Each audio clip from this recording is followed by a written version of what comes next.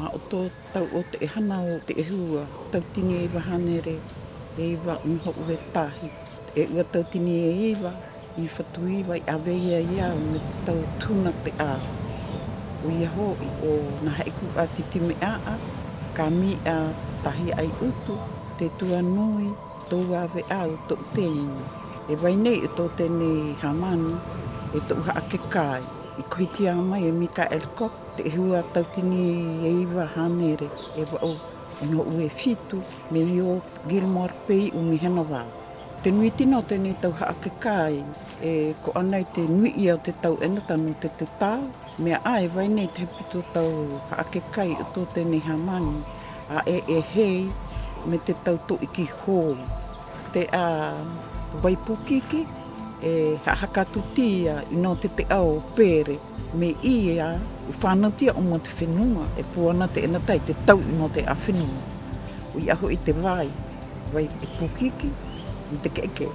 Maura ea taau e whaohipo mei no te papa i te ie mau aamu, e te ie rau ea api tatatou e pihina tō stereotype e Encre de Chine.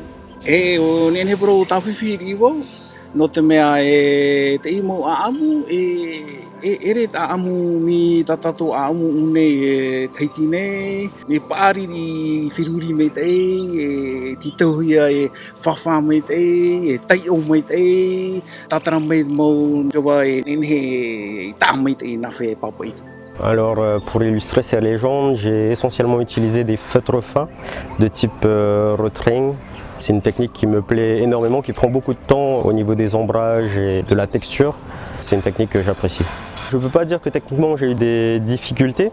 Le problème qui n'est pas un, c'était d'illustrer des choses que je ne connaissais pas. À ce moment-là, ce que je faisais, c'est que j'échangeais directement avec la personne qui était chargée de recueillir ces légendes pour avoir une meilleure compréhension de ce qui se passait, des animaux qui étaient décrits dans ces légendes-là. À un moment, je bloquais sur un texte qui parlait de personnes qui descendaient les marquises pour aller récupérer des plumes rouges.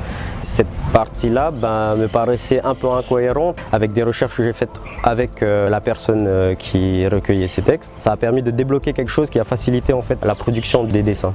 La direction de la culture m'a offert l'opportunité d'illustrer ces dessins. C'est quelque chose de super important pour moi.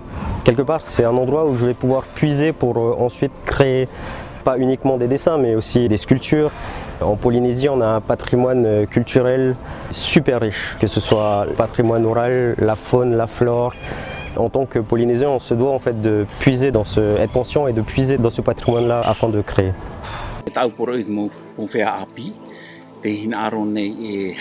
Haa I roto I te hipa papahiwa ore ra nanao ia te ia e foto rato whaiti me a rato hari me mua whaiti me oa I rato whaiti me to rato arauhi.